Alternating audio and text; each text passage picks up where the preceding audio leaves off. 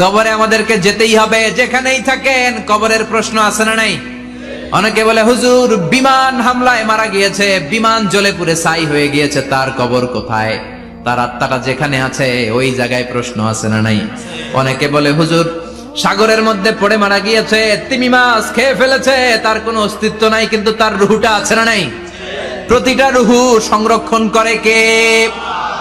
প্রত্যেকটা আত্মা আল্লাহর কাছে সংরক্ষিত থাকে। প্রতিটা রুহু, প্রতিটা মানুষ মালাকুল মাউতকে দেখতে পায়। আপনিও দেখবেন, আমিও দেখব। মুমিনদের কাছে এসে মালাকুল মাউত একজন যুবকের বেশে সাদা ধবধবে জুব্বা পরে সুগন্ধি মেখে মুমূর্ষু ব্যক্তির শিয়রে বসে বলে, ইয়া আইয়াতুহান নাফসুল মুতমাইন্না, হে প্রশান্ত আত্মা, উখরুজি ইলা মাগফিরাতুল্লাহি ওয়া রিদওয়ানি, আল্লাহর ক্ষমা আর দয়ার দিকে বের হয়ে আসো। বলা মাত্রই মুমিনের আত্মাটা স্মুথলি বের হয়ে আসে।